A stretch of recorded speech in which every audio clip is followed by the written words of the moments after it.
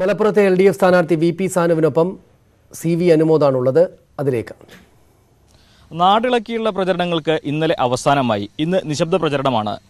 മലപ്പുറം മണ്ഡലത്തിലെ LDF സ്ഥാനാർത്ഥി VP Sanu രാവിലെ തന്നെ നിശബ്ദ പ്രചരണത്തിന്റെ തിരക്കിലേക്ക് ഇറങ്ങിക്കഴിഞ്ഞിരിക്കുന്നു. സാനു വെങ്ങാട് ബാലഗോകുലം അല്ലേ? ഗോകുലം വെങ്ങാട് ഗോകുലത്തിൽ നിന്നാണ് തുടങ്ങിയിട്ടുള്ളത്. ഗുരുവായൂർ ദേവസ്വം ബോർഡിന്റെ ഗോകുലമാണ്.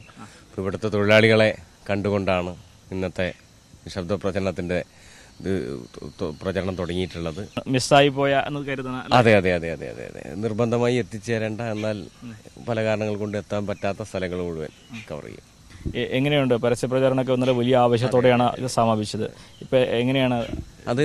എല്ലായിടത്തും ഈ മലപ്പുറം മണ്ഡലത്തിൽ എവിടെ നടന്ന കലാശക്കൊട്ടായാലും എല്ലാത്തിലും മേൽക്കൈ ഇടതുപക്ഷം നേടിയിട്ടുണ്ട്. അത് മാനസികമായി ഇടതുപക്ഷത്തിൻ്റെ ഒരു വിജയം മലപ്പുറം അംഗീകരിച്ച് കഴിഞ്ഞിട്ടുണ്ട്.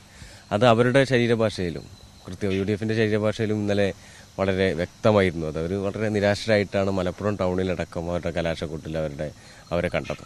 സാനുവിൻ്റെ സാന്നിധ്യം പ്രവർത്തകർക്ക് വലിയ ആവേശം നൽകുന്നതായിരുന്നു ഇന്നലെ കലാശക്കൊട്ടിൻ്റെ സമയത്ത്. മുമ്പ് പലപ്പോഴും കലാശക്കൊട്ടിലൊക്കെ പ്രവർത്തകനായിട്ട് പങ്കെടുത്തിട്ടുണ്ടാവും. പക്ഷേ ഇത്തവണ കലാശക്കൊട്ടിൻ്റെ നായകനായിട്ട് നിന്നപ്പോൾ എങ്ങനെയായിരുന്നു ഒരു ഫീല്? ഒരു നല്ല അനുഭവമാണ്. കാരണം എല്ലാവരും അത്തരത്തിൽ വലിയ ആവേശത്തോട് കൂടിയിട്ട് നമ്മൾ ഏറ്റെടുക്കുമ്പോൾ അതുണ്ടാക്കുന്ന ഒരു സന്തോഷമുണ്ട്. അത് അവരിലൊരാളായിട്ട്, കാരണം അങ്ങനെയാണ് അവർ എന്നെ കാണുന്നത്. ഒരാൾ ആരും എല്ലാവർക്കും ഏത് കുട്ടിക്കും വരെ പേരാണ് അവരെന്നെ വിളിക്കുന്നത്. സാനു എന്നാണ് കുട്ടികൾ വരെ. ഇപ്പോൾ ഫൈസാൻ മോൻ ഉൾപ്പെടെയുള്ള എല്ലാ കുട്ടികളും പിന്നെ പേരാണ് വിളിക്കുന്നത്. അപ്പോൾ അവർക്ക് അതുപോലെ തന്നെ അവർ ഇപ്പോൾ എന്നെ എടുത്ത് പൊക്കുന്നുണ്ട്, എൻ്റെ കൂടെ കളിക്കുന്നുണ്ട്.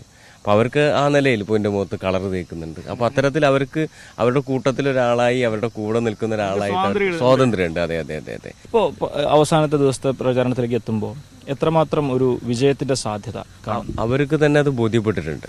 ഇപ്പോൾ മാത്രമല്ല, എല്ലാ കാലത്തും ലീഗിനെ പിന്തുണച്ചിരുന്ന EK വിഭാഗം പോലും അതിൽ നിന്ന് അകന്നുകൊണ്ടിരിക്കുകയാണ്. കാരണം ഒന്നുമല്ല, ഇപ്പോൾ ഹൈദരലി ശിഹാബ് തങ്ങളാണ് നിങ്ങളുടെ നേതാവ് എന്ന് മുസ്ലിം ലീഗിനെ ഞങ്ങൾ ഓർമ്മിപ്പിക്കേണ്ട സ്ഥിതിയാണ്. കാരണം അതിനേക്കാൾ പ്രാധാന്യം കിട്ടുന്ന വെൽഫെയർ പാർട്ടിയുടെ നേതാക്കന്മാർക്കാണ്. EK സമസ്തയുടെ പ്രസിഡന്റ് കൂടിയാണ് ഹൈദരലി ശിഹാബ് തങ്ങൾ. അദ്ദേഹത്തിന് കാര്യമായ പ്രാധാന്യം കിട്ടുന്നില്ല. മറിച്ച് അദ്ദേഹം പലപ്പോഴും പല വേദികളിലും വെൽഫെയർ പാർട്ടിയുടെ നേതാക്കന്മാർ സംസാരിച്ചതിന് ശേഷമാണ് സംസാരിക്കുന്നത്.